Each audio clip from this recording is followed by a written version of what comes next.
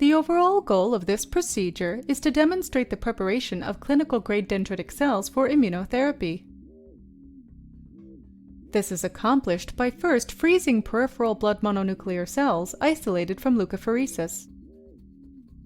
In the second step, the frozen aliquots of PBMCs are thawed and the monocytes are differentiated into dendritic cells in the presence of GM-CSF and IL-4 for 5 days.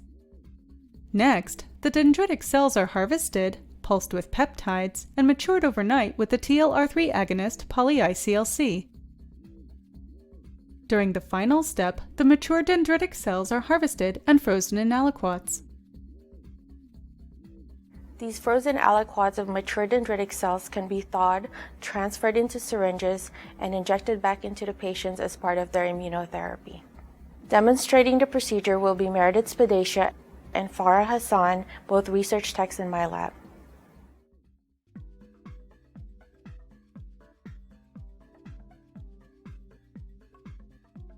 Using a plasma transfer set, begin by aseptically spiking one of the access ports in the leukapheresis bag.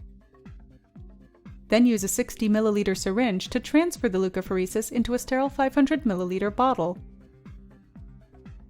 Then, using room temperature RPMI, adjust the volume of the leukapheresis to 2 times its original volume and mix thoroughly.